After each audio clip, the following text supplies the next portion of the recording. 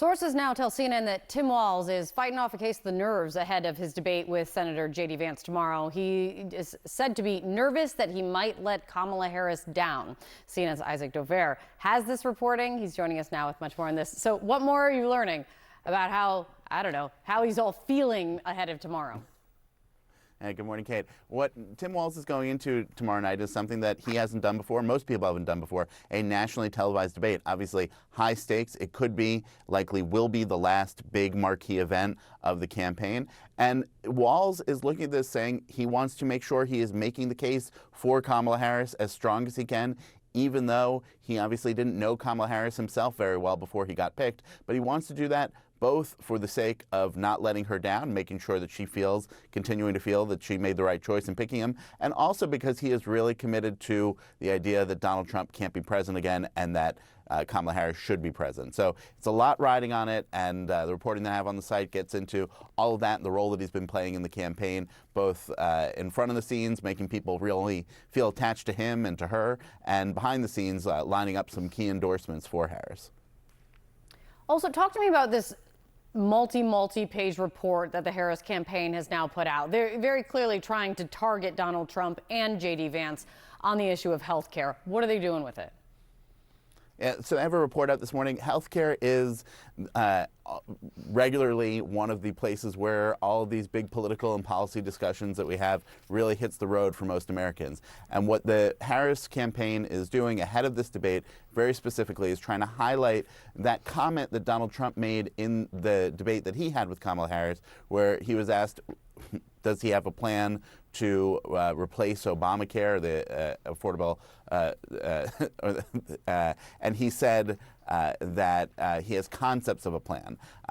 We are 14 years into the Obamacare debate, 9 years into Donald Trump running for president. He's supported repealing Obamacare, and he still does not have a plan for it. He made clear for what it would be instead. It's also beating up on J.D. Vance for something that he has been talking about on the trail, which is a way of separating out people in different risk categories and how they'd be covered by insurance, different pools.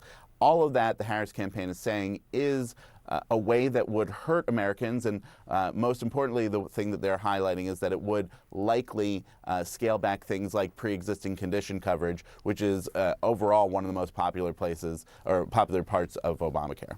Tomorrow night, the debate. What will be the line of attacks that come out of there? We probably expect J.D. Vance to be more on message than what Donald Trump has been about Kamala Harris. But what about Tim Walz? This is what our reporting from our colleague Isaac Dovere from over the weekend says, that Walz constantly comes back to how worried he is about letting Harris down, and aides insist that isn't just about setting expectation.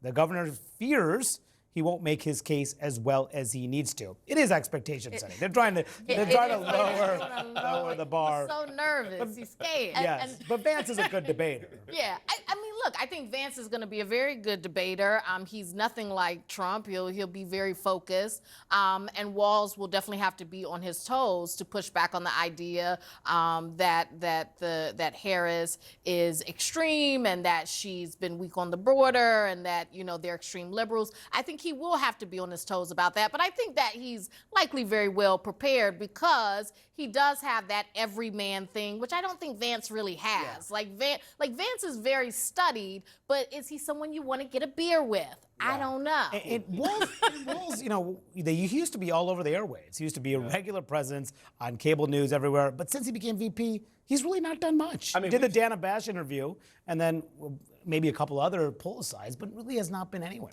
This has been a consistent feature of the Harris campaign, even after they chose Walz, likely because he did so well in some of those interviews. They have taken a media strategy that is first a do no harm one, one that puts them in front of people that they know are kind of going to be more sympathetic, one that has not put them in more confrontational settings. And I think it has added to the kind of perception that maybe they are running from the story they have to tell about the change of values from then to now. That is a choice that they have made. They could put people in front of more people, have them answer more questions. Now, I think what But is that a risk? Is that a risk as we head into this high-profile debate? I imagine it's a risk, but keeping them away is a risk too. And I think that we are seeing some of the fruits of that right now. Part of the reason each one of these debates and moments has so much pressure on Harris and Walz when they come is because they're doing so few of them. One thing Vance has done over the last 3 weeks is go on a ton of podcasts, do a ton of interviews, do a ton of kind of media things. And we haven't seen that reverse his favorability, right? We still know that he's underwater. Things like the childless cat lady comment or things will be held over his head. But he has put himself in situations. And one of the things the Democrats have curiously not done for me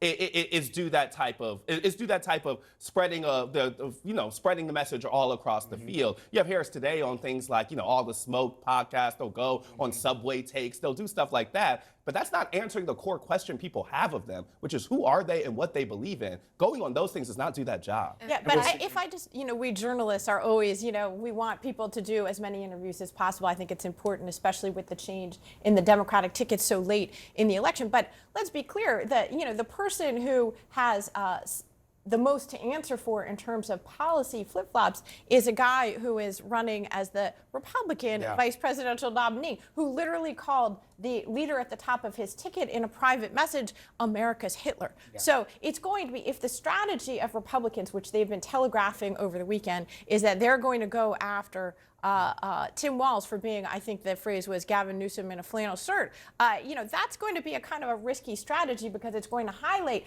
J.D. Vance's remarkable shift in American public life over the last few years. Yeah, just the last few years. And I suspect Walz will bring that up, and I suspect J.D. Vance will have a response. We'll see how that plays out tomorrow night.